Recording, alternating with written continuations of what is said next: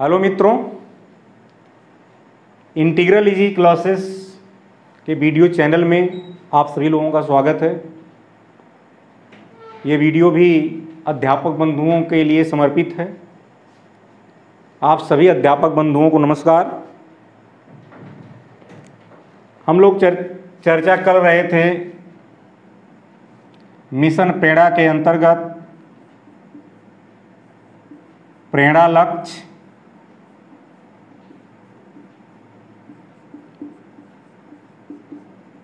प्रेरणा सूची और प्रेरणा तालिका। इसको हम लोग एक्सप्लेन कर लिए हैं फर्स्ट वीडियो में। इसमें हम लोग सेकेंड वीडियो में लेके इसके कुछ पार्ट को देखे हैं प्रेरणा सूची में। तो इससे पहले एक भूल को हम लोग सुधार लेते हैं। मैंने पिछले वीडियो में प्रेरणा लिखने में कुछ गलती किया था, ये आर छूट गया था जब मैं इसका फुल फॉर्म बता रहा था प्रेरणा का। प्रेरणा क्या है? उत्तर प्रदेश सरकार का एक शैक्षिक ऐप है जिस पर सारी सूचनाएं, शैक्षिक गतिविधियां और कक्षा 1 से 8 तक के पाठ्यक्रम पर आधारित वीडियोस इस समय। तो ये छोटी सी भूल सुधार आप देख लें। तो मैंने बताया था कि इसका फुल फॉर्म क्या है। Programme for result. यहाँ जो रिजल्ट की बात हो रही है वही लर्निंग आउटकम है। प्रोग्राम फॉर रिजल्ट इनहैंसमेंट, संवर्धन या बढ़ाने से संदर्भ में है।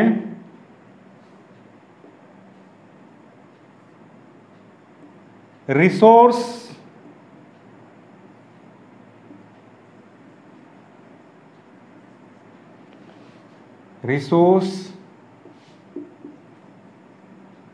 न्यूट्रियरिंग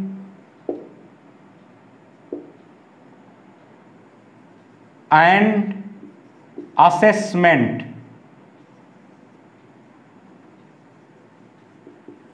आकलन। ये हुआ आपका संवर्धन।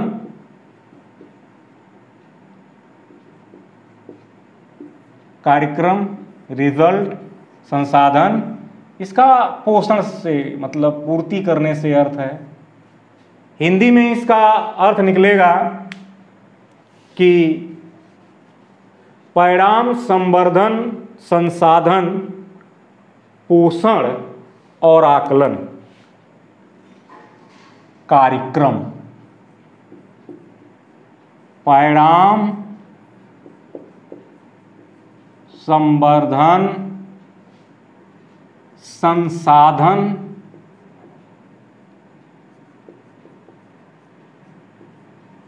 पोषण। मतलब वो पोषण वाले संसाधन हैं जो परिणाम को अच्छा देंगे, हमारे लर्निंग आउटकम को अच्छा करेंगे।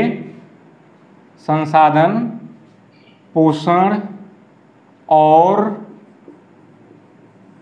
आकलन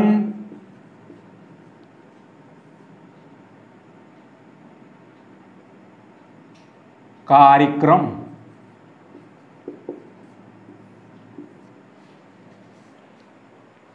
तो इसको स्पष्ट कर ले।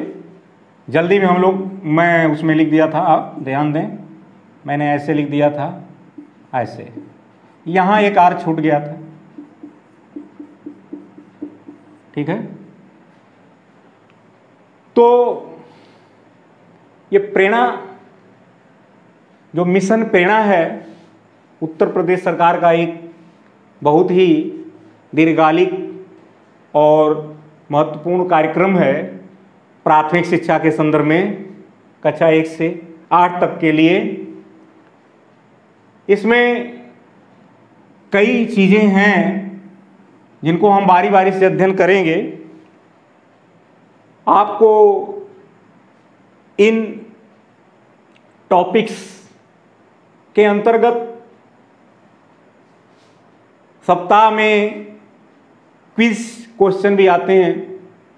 इसका अध्ययन करना बहुत ज़रूरी है तब ताकि आप क्विज के आंसर दे सकें। कुछ यूट्यूब चैनल पर लोग सीधे क्विज के आंसर दे रहे हैं, मैं उसे अच्छा नहीं समझ रहा हूँ। वो व्यवस्था आपको पंगु बनाएगी, क्योंकि आपको कोई क्विज का आंसर दे देने से मुक्ति नहीं मिलनी है। वो क्विज का आंसर क्यों देना है, आखिर ये बात तो समझना है। क्विज का आंसर इसलिए देना है कि आप उसको पढ़ लिए हैं, समझ लिए हैं, आपको पता हो गया। तो केवल आंसर देने से कोई मतलब नहीं निकलेगा, हमें उसको जानना है। इसलिए मैं वहाँ अपने बातों पर का फोकस नहीं कर रहा हूँ कि हमको क्विज केवल सॉल्व करनी है। क्विज आई कहाँ से? क्विज इन्हीं टॉपिक्स से, इन्हीं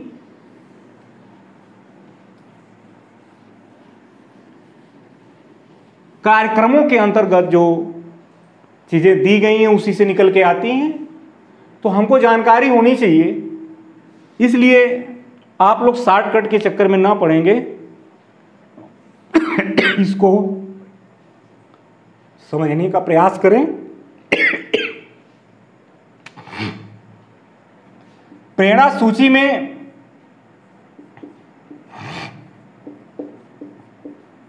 हमने कल आपको बताया था कक्षा 1 के हिंदी, यहां विषय थे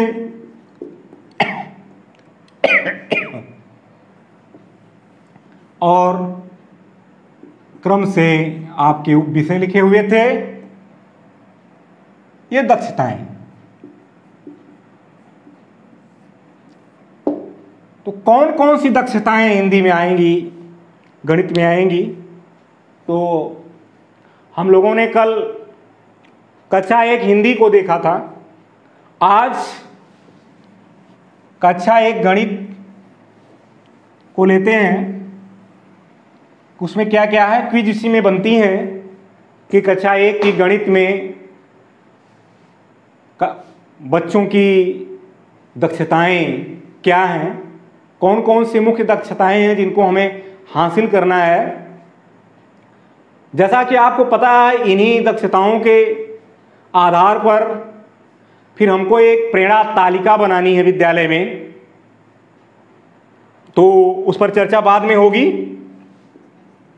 यहाँ विषय होंगे, इधर दक्षताएं होंगी, और फिर आपको इधर जो होगा ऐसे करके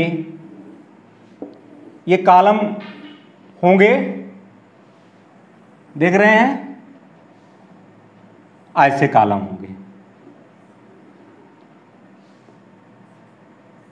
एक हल्की सी जानकारी मैं दे रहा हूं ताकि आप इनके महत्व को ध्यान में रखें और आगे का अध्ययन जारी रखें। तो यहां दक्षताएं लिखी होंगी और यहां आपका कक्षा जो भी हो, हिंदी, जो जैसे कक्षा 1 से 5 तक के हिंदी और गणित को लिया ही गया है। आप क्या करेंगे, आपको ऐसी सीट बनानी पड़ेगी अपने क्लास में और उस सीट को लगानी पड़ेगी। उस सीट को हमें क्लास में लगानी पड़ेगी। और आप देखें, यहां बच्चों के नाम लिखना होगा, जैसे कमल, नीलू, सीमा, सो मेनी ऐसे करके लिख लेंगे। तो ये जो दक्षताएं होंगी, इन दक्षताओं के आधार पर हमको यहां पहली दक्षता में जो कुछ लिखा है 5 शब्द या जो भी दक्षताएं होंगी, दूसरे में क्या है, तीसरे में क्या है, यहां हमको उस बच्चे की दक्षता को प्राप्त करते ही उस खाने में टिक कर देंगे। समझ रहे हैं? आगे चल के यही प्रेरणा तालिका बनेगी। ये लॉकडाउन के बाद जब विद्यालय खुलेंगे तब हमें प्रेरणा तालिका बनानी होगी। ये बहुत महत्वपूर्ण होगा, इसलिए हमको ये सब जानकारी रख करके ऐसा तैयार रहना है कि कार्य ऐसे करने हैं, और इसकी मॉनिटरिंग भी होगी। ये बच्चे होंगे क्लास में, ये आपका चार्ट लगा होगा, कोई भी आएगा तो इस बच्चे की चार्ट को देख करके उसकी दक्षता के संदर्भ में प्रश्न करेगा, और वो ये समझ पाएगा कि ये जो हमने निशान लगाए हैं बच्चे के सम्मुख, क्या वो बच्चा सचमुच में दक्षता हासिल कर लिया है। तो आप इसे अंदाजा लगा सकते हैं हमारे कार्य को कितनी पारदर्शिता के साथ करना है। तो काफी जिम्मेदारी वाला काम है, हमको काफी गंभीर होकर के कार्य को करना है, सीरियस होके पढ़ना है, उसके बाद पढ़ाना है। तो देखें, हमको सतत रूप से जो कार्यक्रम लॉन्च हो रहे हैं मिशन प्रेरणा के अंतर्गत, जिसका टारगेट मार्च 22 है, तो उसके साथ लगे रहना है, यूट्यूब के साथ, दीक्षा के साथ। यहां मैं स्पष्ट कर देना चाहता हूं कि ये जो दीक्षा ऐप है ये केंद्र सरकार का है, MHRD द्वारा प्रायोजित NCERT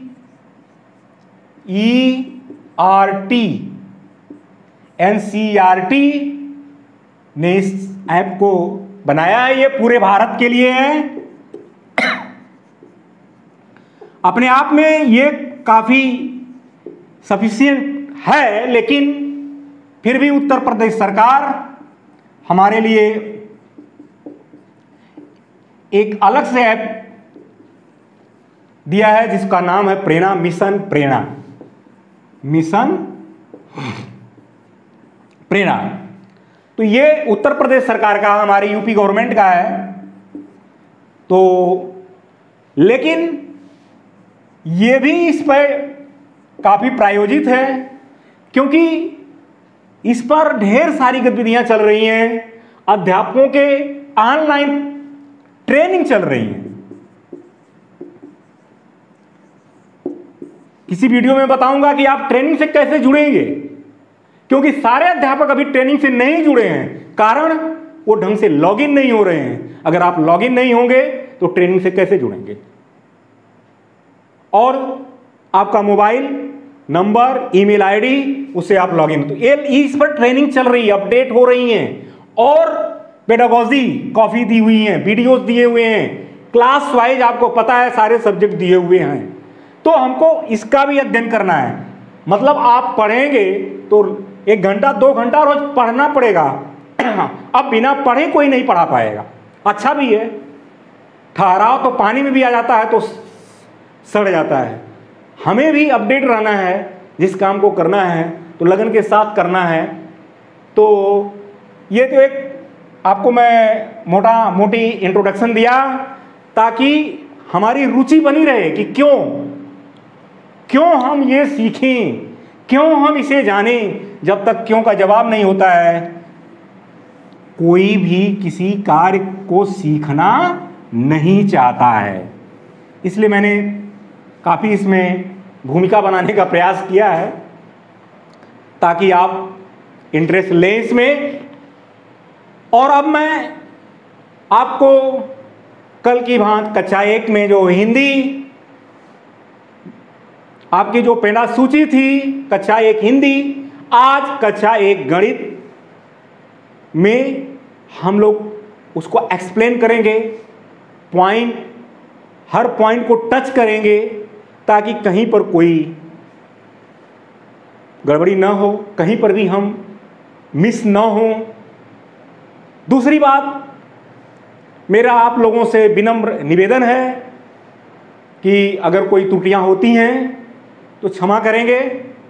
काफ़ी विद्वान अध्यापक बंधु हैं, अगर सजेशन होगा, कमेंट होगा तो मेरे कमेंट में बॉक्स में डालेंगे, मैं सुधार करूंगा, कमियों को दूर करूंगा, क्योंकि कोई भी व्यक्ति 100% कंप्लीट नहीं होता है। तो अब मैं आप लोगों को ले चलता हूं कक्षा 1 गणित की प्रेरणा सूची की तरफ। तो आप देखें मित्रों, प्रेरणा सूची गणित कक्षा 1, इसमें विषय को देखते हैं हम और ये दक्षताएं हैं।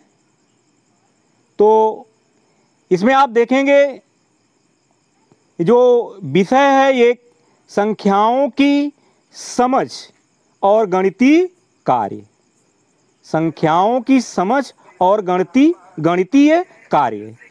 इसके अंतर्गत आप देखें कुल पॉइंट इसमें कैटो हैं, आप देखें 9 पॉइंट हैं।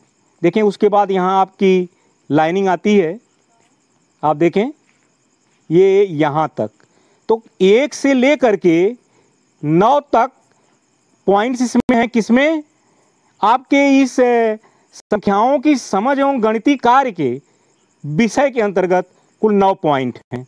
तो यहाँ पहले हमको ध्यान देना है कि ये जो गणित संख्याओं की समझ क्या होगी, संख्याओं की समझ, संख्याओं को कैसे जानते हैं मूर्त रूप में, और फिर आगे चल करके इसमें अमूर्त इसको हमको बनाना है। तो उनका गणितीय कार्य कैसे होता है। एक कक्षा 1 का बच्चा जब विद्यालय में आता है तो उसके पास ये रिटेन नंबर की जानकारी नहीं होती है, वो मूर्त रूप में वस्तुओं को गिन लेता है, बस उसके संकेत को वो नहीं जानता है। तो यहाँ ये महत्वपूर्ण पहला हो गया कि बच्चों में संख्या, ये आप देखें पॉइंट फर्स्ट क्या है, बच्चों में संख्या से पूर्व अवधारणाओं की समझ होना। आप समझ रहे हैं, संख्या जैसे उनके पास टॉफियां हैं, 2 टॉफी 3 टॉफी, खिलौना है, कभी कभी पैसा बोलते हैं, 1 है 2 है, मतलब वो विद्यालय नहीं जाते हैं फिर भी संख्याओं से परिचित होते हैं। दूर है, पास है, ये चीज़ बड़ी है, छोटी है, इनको वो छांट लेते हैं, अलग अलग कर लेते हैं। बच्चे कभी कभी खेलते हैं, उस समय भी छोटी वस्तुओं को एक जगह लगा लेते हैं और बड़ी वस्तुओं को एक जगह लेते हैं। मतलब उनका ये कॉन्सेप्ट क्लियर होना चाहिए। अगर नहीं है तो हमको गतिविधियों के आधार पर उसको कंप्लीट करना है। वो दक्षता हो गई पहली। फिर आते हैं हम दूसरे बिंदु पर। दूसरा बिंदु आप देखें, लिखा है 1 से 99 तक की संख्याओं को पहचान सकें।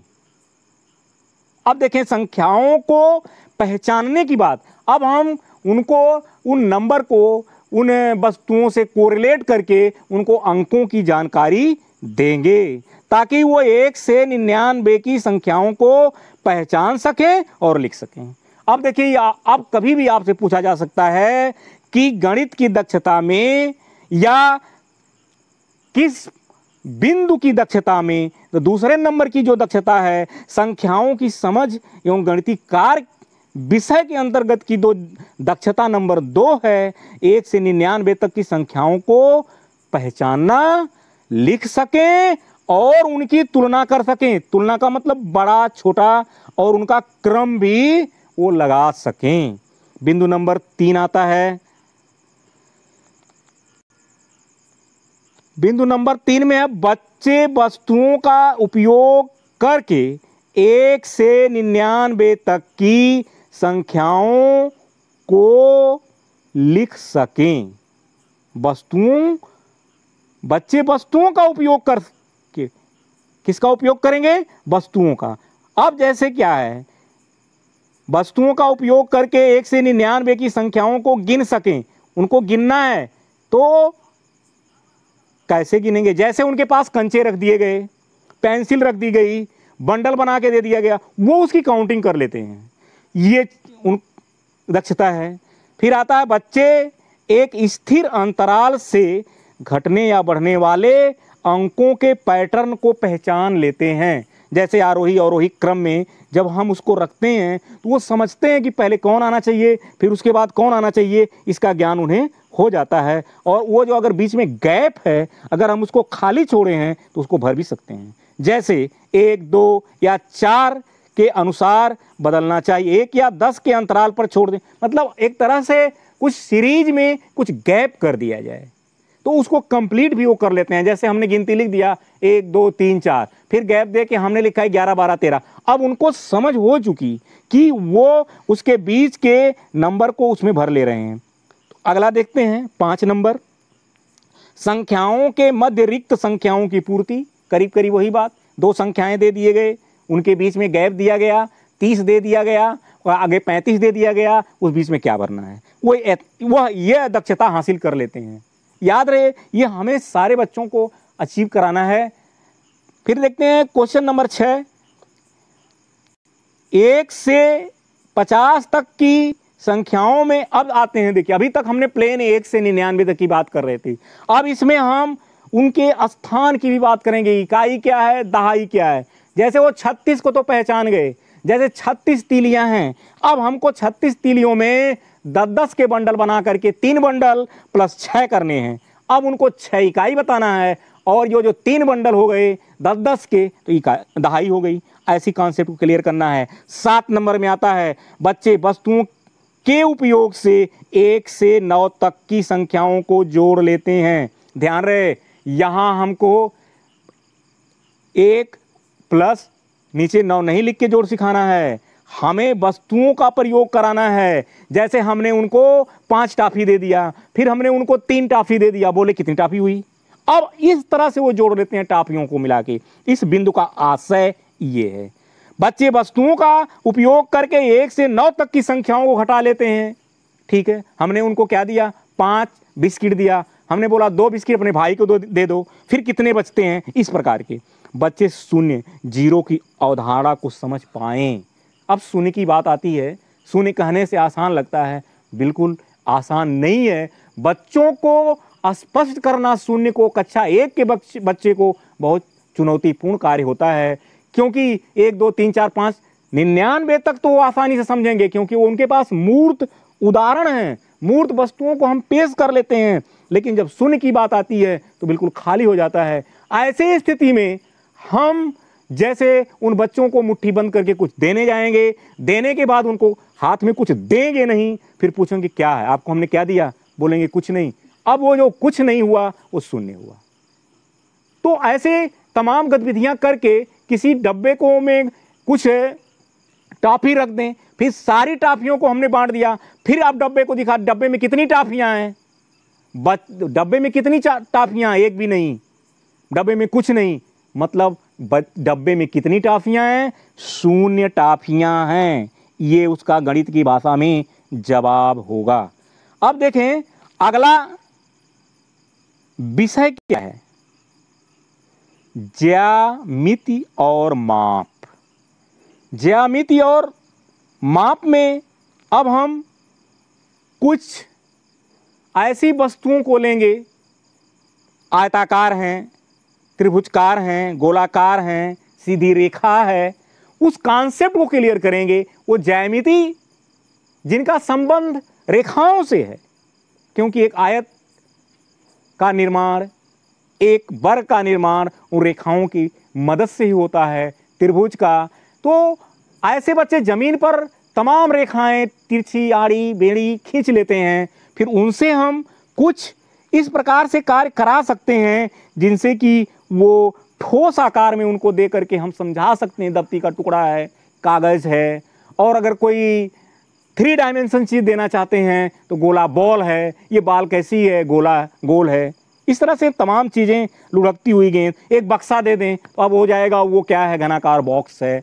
ऐसे तमाम उदाहरण को दे करके या मूर्त वस्तुओं को, यहाँ ज़्यादातर चीज़ें हमको मूर्त वस्तुओं से ही तुलना करानी है। देखें, किताब, मेज, ठोस आकार के बक्सा, गेंद, ये 10, 11। 12वां पॉइंट है विभिन्न आकारों का प्रयोग करते हुए नई आकृति की रचना करना। अब बच्चों से खुद ही स्वतंत्र रूप से कहा जाए कि तिरछी या सीधी लाइनें खींच करके वो कुछ आकृतियां स्वयं बनाएं। उनको इंटरेस्ट आएगा, वो बनाएंगे भी। पॉइंट नंबर 3 है विषय, ज्यामिति और माप के अंतर्गत 13वां पॉइंट है मापन के गैर मानक माध्यमों का प्रयोग। गैर मानक का मतलब जैसे बच्चे बोलते हैं 1 बीता, 1 हाथ, 2 कदम। तो ये कोई मानक तो इनके हैं नहीं, क्योंकि कदम सबके छोटे बड़े होते हैं, कि सबके हाथ छोटे बड़े होते हैं। फिर भी इनका प्रयोग शुरू में बच्चे खेल में करते हैं, अपने कदमों से मापते हैं। कभी कभी वो डंडा रख लेते हैं, डंडे से दूरी को मापते हैं। तो ये उनके मूल व्यवहार में होता है, उनकी नैसर्गिक प्रक्रिया होती है। घर से कुछ इन कलाओं को लेकर वो विद्यालय आते हैं, हमें आपको केवल उससे कोरिलेट कर जोड़ देना है और जोड़ के बताना है। उसके बाद हम देखते हैं सामान्य गणित। सामान्य गणित क्या है? आप देखें, इसमें डेटा भी है। 14 पॉइंट, दृश्य सामग्री में दिए गए चित्रों और संख्याओं के आधार पर सामान्य सूचना इकट्ठा करना, नोट करना और अनुमान लगाना। अब सामग्री चित्रों के रूप में दे दी गई है और संख्याओं के आधार पर सामान्य सूचना कैसे करेंगे? जैसे हमने कई रेंज की वस्तुएं कई लाइन में सजा के रख दिया है, कई डब्बों में रख दिया है। अब वो गिनेंगे, लिखेंगे टाफियों की संख्या बराबर इतना। अब टाफी के वहां 10 चित्र बने हुए हैं। टाफी के कितने चित्र बने हुए हैं? 10। उनके सामने 10 का वो अंकन कर लेंगे और उससे कोरिलेट करके समझेंगे कि यही 10 टाफी है, और ये जो 10 टाफी मूर्त में है उसके बदले में जो अंक लिखा जा रहा है ये 10 ये है। तो सामान्य सूचना, और उसको नोट कर लेंगे, अनुमान लगा लेंगे।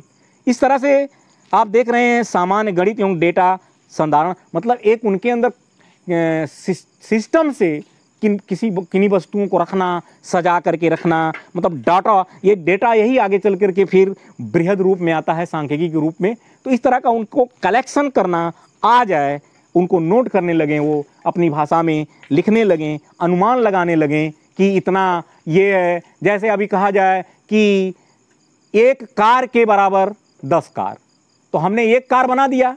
अब क्या होगा, अगले कॉलम में उनको भरना है कि 1 कार का वैल्यू 10 है, तो 1 कार है तो उसका वैल्यू 10, लेकिन अगर 2 कार हो गई इसका मतलब 20 हो गया। इस तरह से वो अनुमान लगा करके या डाटा को इकट्ठा करके अपनी अवधारणाओं को स्पष्ट कर लेंगे। तो मित्रों, इस प्रकार से कक्षा 1 गणित की जो विषय सूची थी, इसके अंतर्गत जो बिंदु थे उसको हमने अपने समझ से एक्सप्लेन किया है। त्रुटियां होंगी, क्षमा करेंगे, सजेशन देंगे। आप लोगों को बहुत बहुत धन्यवाद। नमस्कार, मिलते हैं अगले वीडियो में। अब कक्षा 2 के हिंदी को लेके मिलेंगे। कक्षा 2 हिंदी की विषय सूची, इसी प्रकार गणित की। इस प्रकार से मैं चाह रहा हूं कि भले धीरे धीरे हो लेकिन कंप्लीट हो, ताकि जो लोग सचमुच सीखना देखना चाह रहे हैं वो आनंद के साथ देखें, और जो लोग विद्वान अध्यापक बंधु हैं, अगर कुछ अच्छा और भी बेहतर मिलता है मुझे भी बताने का कष्ट करेंगे। तो अगले वीडियो मिलते हैं, तब तक के नमस्कार, धन्यवाद।